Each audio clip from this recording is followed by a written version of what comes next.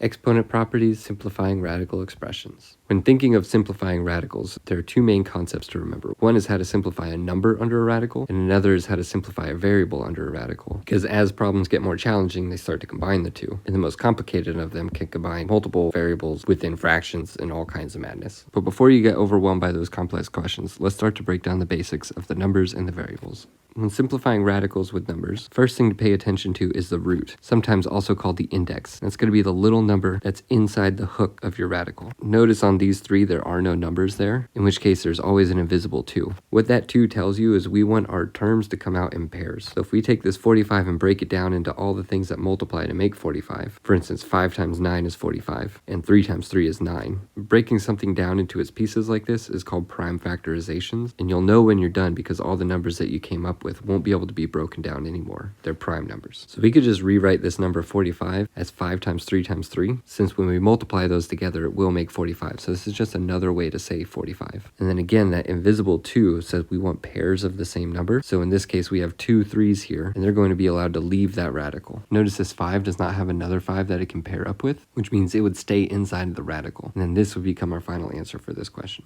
Now, if you're just learning this concept in math, it can be kind of tricky because it might not be normally how you think of numbers. However, if you get into the practice of splitting numbers up into their prime factors, then that can really help simplify these problems. If we take 48 and start to break it up, first of all, it's even, so we can divide it by 2. And 48 divided by 2 would give us 24 left over. And now we can continue to break apart that 24. No matter what route you take, you should get to the same answer as long as you divide correctly. So for instance, I know 12 times 2 gives me 24, and then 6 times 2 gives me 12, and 3 times 2 gives me 6. Another way you might see is 6 times 4 is 24, 3 times 2 is 6, and 2 times 2 is 4. But also you might recognize that 3 times 8 gives you 24, and 4 times 2 gives you 8, and then 2 times 2 gives you 4. But notice any of the ways we did it, we ended up with 4 2's and 1 3. And again, we call this prime factorization because 2 and 3 are prime numbers. We can't divide them anymore without making decimals. And so once your number, in this case 48, is broken down all the way into its pieces, we can rewrite that 48 as all those pieces multiplying together. Again, you could check this in a calculator by typing this multiplication out, and it should bring you back to 48. And just like in our last problem, that root of 2 tells us we can take out pairs. So we see 2 2's here and 2 2's here. So each of those pairs can leave the radical. And in this case, we'll have 2 2's because we had 2 pairs of 2's. And anything we pull out completely, we can multiply back together to simplify even more. So 2 times 2 will give us a 4 on the outside. And just like the lone 5 in the previous example, now we have a lone 3 in this one. And since it doesn't have a pair, it's just going to stay inside the radical. And so this is our final answer, 4 times the square root of 3.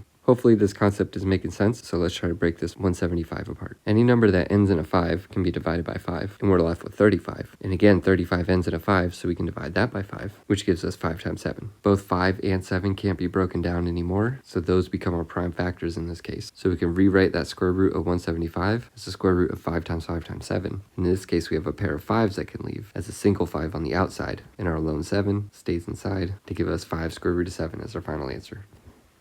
So next up comes the same concept with variables. The good news is it's almost even easier. Again, with all these, the root or the index is the most important thing to take note of. And if there's not a number there, there's an invisible 2, which says we're looking for pairs. And just like with numbers, we're going to take our term and break it apart as much as we can. In this case, the exponent 3 tells us that there are 3 x's multiplying under this radical. And that index of 2 tells us we want to take out pairs. So we have one pair of x's here, and again, they will leave as a single x. Whereas this one lone x doesn't have another one to pair up with, so it stays inside the radical. And then this becomes our final answer, x times the square root of x. Taking that same idea with this example, in this radical we have 5 b's, and again using that root of 2 to tell us we're looking for pairs. Since we have 2 pairs, we would have 2 b's on the outside, but we can simplify b times b and turn that into b squared. And just like before, we have the one loner b that's going to stay inside, and we end up with b squared times the square root of b as our final answer. Last mini example, the square root of m to the 10. So here are 10 m's written out. The 2 says we want pairs, and we end up with 5 total pairs of m. Notice there are no extra loner m's in this case. If each of our pairs of m's left as 1 m, we would end up with 5 m's on the outside, and combining those back together, we'd get m to the 5. And since we don't have any loner m's, we're not going to have any inside the radical, and so this would become our final answer.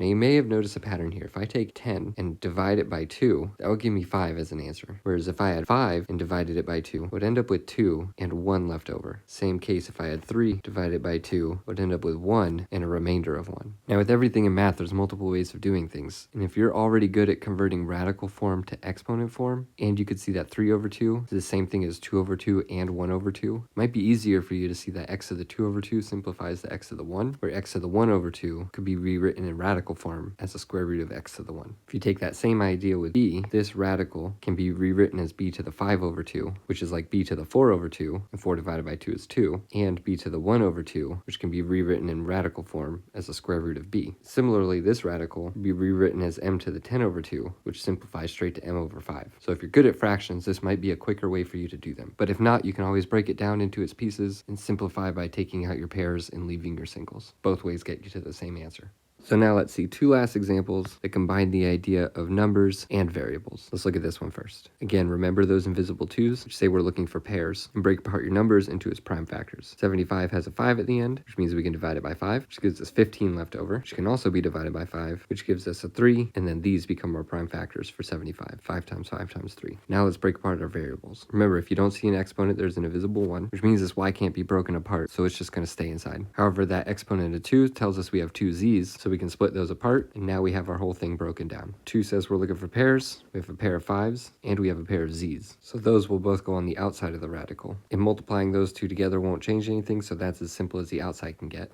And since we removed those, there's only the 3 and the y left inside, and since they don't have pairs, they're going to stay inside. And this is our final answer.